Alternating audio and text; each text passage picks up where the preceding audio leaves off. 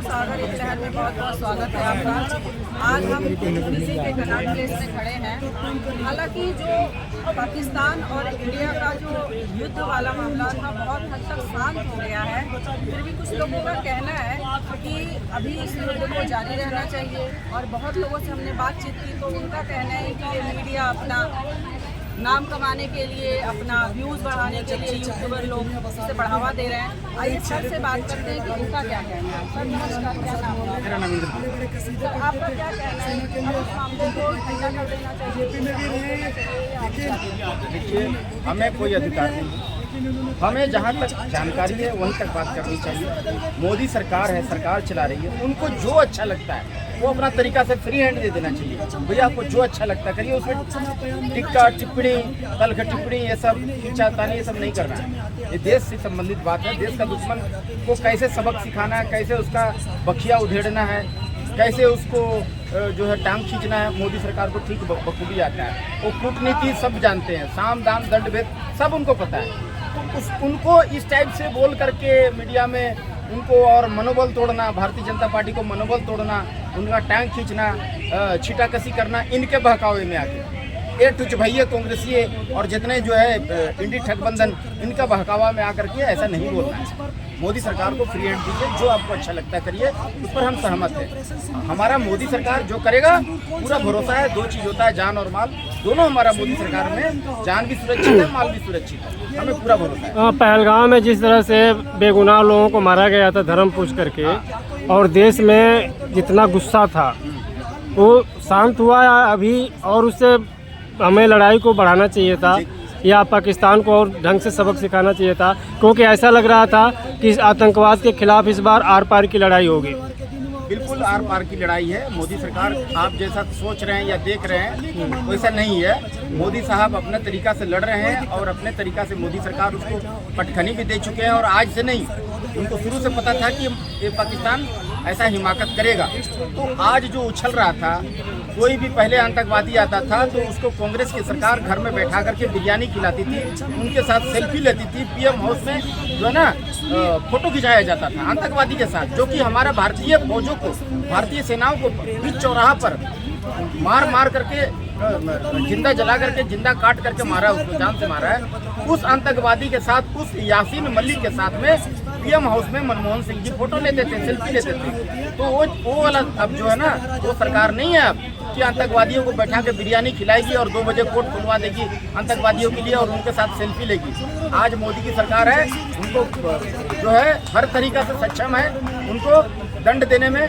आज हमारे पास सभी प्रकार का बम बारूद है, ब्रह्मोस मिसाइल है, हमारे पास चिनूक हेलीकॉप्टर है, हमारा राफेल विमान है, हर तरह से हम उनको मारने में सक्षम है। और ये गिदड़ भभकी पहले देता था, तो उनका ये चक्कर में इन लोग तो चाहते हैं कि कैसे भी कर करके, जो अभी देखिए सबको होड़ मची हुई है कि कौन बाप बनेगा पूरा वर्ल्ड का। तो सबको अपना अपना बाप बनने का ये लगा हुआ होड़। अमेरिका बोल रहा है कि हम बाप हैं, चीन बोल रहा है हम बाप हैं, सोवियत संघ बोल रहा है, और भारत भी इधर से है। तो भारत की आर्थिक व्यवस्था इतना तगड़ा है, तो सर पर दौड़ रहा है। अगर युद्ध पूरा जोर शोर से हो जाएगा ना, तो भारत 100 साल पीछे चला जाएगा। तो इन लोग यही चाहते हैं कि जितना यहाँ युद्ध शुरू हो जाए भारत में, यहाँ का जितना ब्रांडेड कंपनी है भाग करके चाइना में चले जाए, अमेरिका में चले जाए, और जो दूसरा यूरोपियन कंट्री में चले जाए, और इंडिया माइनस चले जाए 100 साल पीछे। क्योंकि कांग्रेस जानती है अब मैं नहीं आऊँगा। कांग्रेस को ठीक पता है कि अब मैं गद्दी पर कभी नहीं बैठूंगा, इसलिए वो चाहती है कि हम तो डूबेंगे डूबेंगे सनम, तेरे को लेके डूबेंगे हम। तो देखिए, हमारा गांव में कहावत है कि जो हारा हुआ जुआरी जो होता है ना, 10 का भी जो जुआ करता है वो हार जाता है ना तो चोरी करता है। और जो नेता ये अगर चुनाव हार जाता है तो दंगे करवाता है। तो ये दंगे करवाने पर उतारू है ये जितना कांग्रेसी, जितना इंडी ठगबंधन वाला, इन लोग जो है ना मोदी विरोध करते करते करते पता नहीं कब देश विरोधी बन गए, इनको खुद को ही नहीं मालूम चला। तो ये इनसे सावधान रहने की जरूरत है, इनके बहकावे में आने की जरूरत नहीं है। मोदी साहब जो कर रहे हैं आंख मूंद के करिए, फ्री हैंड दे देना है। जैसा कि आपने बोला, हर कोई अपना झंडा गाड़ना चाहता है, जी, जैसे कि अमेरिका और रसिया। तो एक चीज बताइए, जैसे कि अमेरिका और पाकिस्तान सारे जो मुस्लिम कंट्री हैं वो अपना झंडा गाड़ने में लगे हुए हैं, ठीक है। और मोदी जी पर एक आरोप और लग रहा है कि वो बार बार विदेश जाते हैं।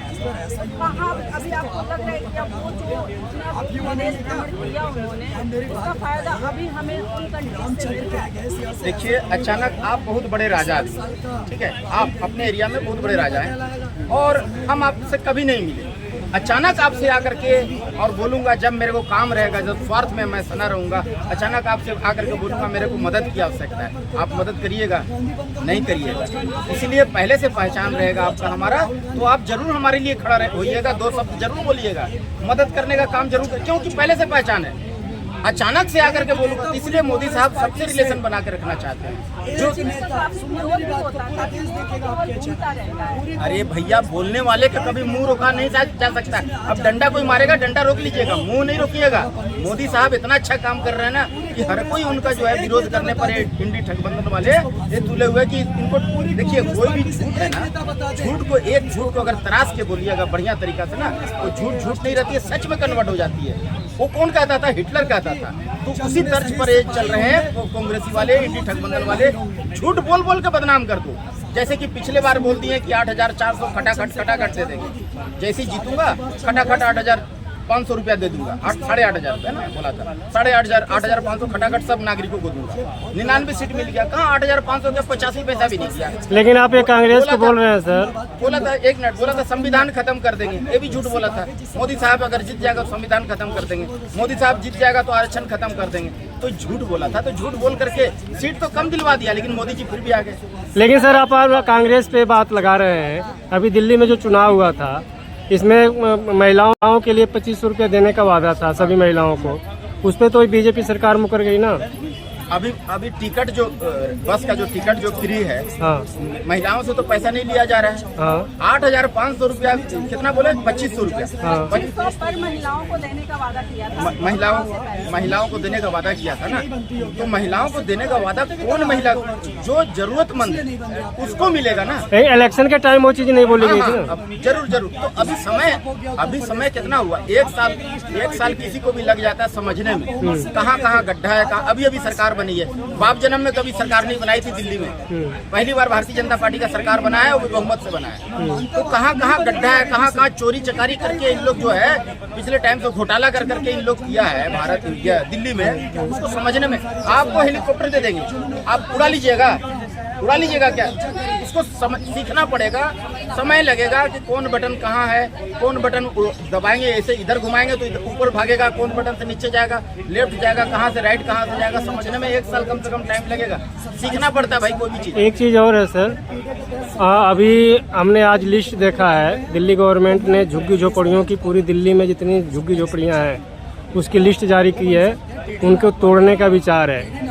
उस पर क्या कहेंगे? इतने जो लाखों संख्या में झुग्गी झोपड़ी वाले हैं जो आके कमा खा रहे हैं, वो बेघर हो जाएंगे, उनके लिए क्या कहेंगे आप? हमारा भारत देश का कोई भी अगर नागरिक है ना, उस पर एक आंच भी नहीं आना चाहिए, सबसे पहली बात। और जो विदेशी नागरिक हैं जो चोरी से घुस गए हैं, वो एक रहना भी नहीं चाहिए हमारा भारत देश में।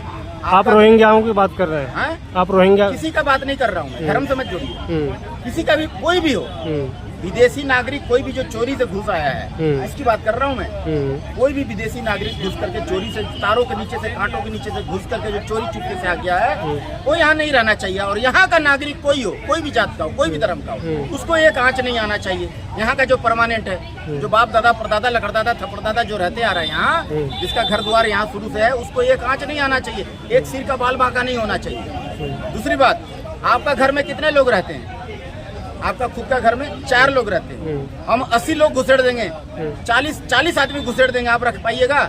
नहीं रख पाइएगा, नहीं खिला पाइएगा, क्योंकि हर स्टेट का, हर राज्य का कैपेसिटी होती है। हम बाहर से दया कर करके कि बाहर के कोई भी आए तो भाई हम अपना घर में रख ले रहे हैं, अपना स्टेट में रख ले रहे हैं, आप नहीं खिला पाइएगा, सब कुछ गड़बड़ हो जाएगा, राष्ट्र जो है ना सुरक्षा खतरे में आ जाएगा। इसलिए जो है बाहर का कोई भी घुसपैठिए हो, उसको बाहर आप इज्जत से भेज दीजिए। डिपोर्ट नहीं डिपोर्ट करने आता है, अमेरिका से सीख लीजिए, अमेरिका ठीक जानता है कैसे डिपोर्ट किया जाता है, उससे सीख लीजिए।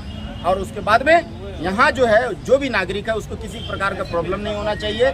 ऐसी जनसंख्या भारत देश आपके का बहुत कहने का ज्यादा है। मतलब ये है कि जो झुग्गियाँ तोड़ी जाएंगी उनको कहीं और बसाने की व्यवस्था की जाए गवर्नमेंट की तरफ से। अरे झुग्गियाँ जो यहाँ का है, हाँ। यहाँ का जो बंदा है, हाँ। लोकल बंदा है, हाँ। उनका अगर झुग्गी टूट गया है या तोड़ दिया गया है, उनको बिल्कुल बसाने की व्यवस्था किया जाए। अभी आप सरोजनी नगर की बात सुने होंगे, हाँ, सरोजनी नगर मार्केट की, वहाँ पे हजारों दुकानें तोड़ दी गई, दुकानदार बेरोजगार हो गए।